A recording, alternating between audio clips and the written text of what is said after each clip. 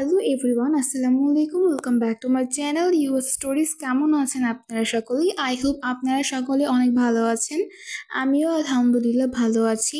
So চলেন দেখে নেওয়া যাক আজকে আমি আপনাদের সাথে একটা ডেইলি লাইফস্টাইল ব্লগ শেয়ার করব, আর এটাতে কী কী থাকছে।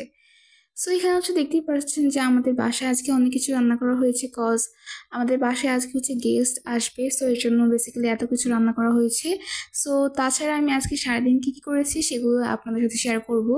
সো গাইস, দেখতে পাচ্ছেন এখানে রোস্ট রান্না করা হয়েছিল, আর এটা কিন্তু মাশাআল্লাহ অনেক সুন্দর একটা আউটকাম এসেছে।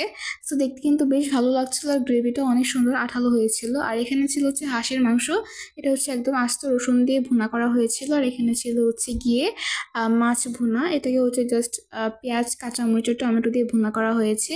এটাও কিন্তু মাশাআল্লাহ বেশ ভালোই হয়েছিল।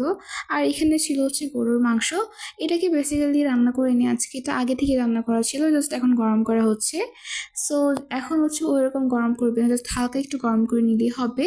আর এখানে ছিল চিংড়ি মাছ ভুনা, আর দেখতে পাচ্ছেন এটাও কিন্তু মাশাআল্লাহ অনেক অনেক সুন্দর হয়েছে। আর তাছাড়া আমি কিন্তু এখনও সার্ভ করিনি, জাস্ট এমনিতে যে প্লেটে রান্না করে নেওয়া হয়েছিল ওইটাতে আছে এখনও। এগুলো সার্ভ করে দেন গেস্টদের সামনে দেওয়া হবে। আর এখানে ছিল মাসকলাইয়ের ডাল, আর এটা ইলিশ মাছ দিয়ে রান্না করা হয়েছিল। সো এর জন্য কি এটা অনেক মজা হয়েছিল, বলা যায় আজকে শো স্টপার এটা। আর এখানে ছিল একদম পারফেক্ট ঝরঝরে পোলাও, আর এটা কিন্তু মাশাআল্লাহ অনেক সুন্দর লাগছিল। আর এখানে ছিল গিয়ে পায়েস, আর এটা অনেক সুন্দর হয়েছিল। লাইক এটা গ্রেভিটা অনেক বেশি ঘন হয়েছিল, অ্যান্ড দুধটা অনেক বেশি জাল হয়েছিল। সব মিলিয়ে পারফেক্ট একটা পায়েস বলা যায়। সো এই আর কি। আর এটা অনেক মজা হয়েছিল, আর সুগারের যে পরিমাণটা ওইটা একদম ব্যালেন্স ছিল, সব মিলে ভালো লেগেছে।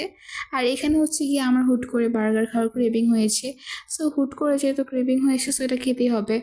আর বাসার মধ্যে চিকেন ছিল, সো আমি একটু চিকেন নামিয়ে দেন কিমা করে নিয়েছি। কিমা করে এখন গিয়ে আমি এটাকে খুব ভালো মতন গিয়ে সব মশলা দিয়ে মেখে ম্যারিনেট করে রেখে দেন আমি একটা ফ্রাই প্যান বসিয়ে এখানে পরিমাণ মতন অয়েল দিয়ে দেন আমি এটাকে ভেজে নেব।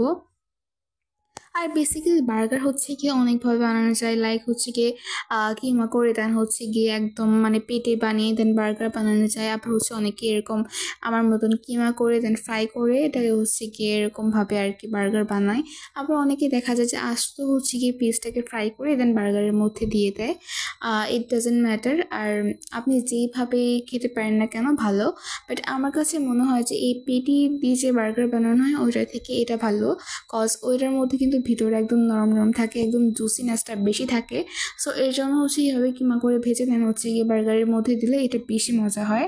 আর একদম সম্পূর্ণ থেকে একদম একদম চিকেনের অংশ পাওয়া যায়, কামড়ে চিকেন পরে। সো সব মিলে এটাই বেশি ভালো লাগে। আর আজকে আমি ভ্যানিলা স্পঞ্জ কেক বানিয়েছিলাম, আর এটা ছিল 1 পাউন্ডের। আর আমি দেখতে পাচ্ছেন কেকের স্পঞ্জটা রেডি করে নিয়েছি, দেন আমি হুইপড ক্রিমটাকে ভালো মতন বিট করে নিয়েছি। আর এটা ছিল ট্রপিক্যাল হুইপড ক্রিম। আর তারপর গিয়ে আমি একটা পাইপিং ব্যাগে নিয়ে দেন আমি এটাকে খুব ভালো মতন দুটো লেয়ারে ভাগ করে দেন আমি মাঝে ক্রিম দিয়ে দিয়েছি, অ্যান্ড দেন আমি উপরে লেয়ারটা দিয়ে দিয়েছি। আর তারপর গিয়ে আমি আবার সেভাবে পাইপিং ব্যাগ থেকে ক্রিম নিয়ে দেন আমি ভালো মতন ক্রিমটাকে কেকের সব দিকে ছড়িয়ে দিচ্ছিলাম। আর দেন আমি এটাকে ভালো মতন ফিনিশিং এনে দিচ্ছিলাম। বাট যদিও এখন ওরকম পারফেক্টলি ফিনিশিংটা আসবে না, কজ এখন আমি ক্রাম কোডিং করছি। এটা করে দেন আমি এটাকে ফ্রিজে রাখবো সেট হওয়ার জন্য প্রায় 10 থেকে 15 মিনিট। আর তারপর আমি বের করে এটাকে দিব ফাইনাল ফিনিশিং। সো দেখতে পাচ্ছেন আমিও যেহেতু নতুন, এই জন্য আমার ফিনিশিংটা অত ভালো আসবে না, ইটস নর্মাল।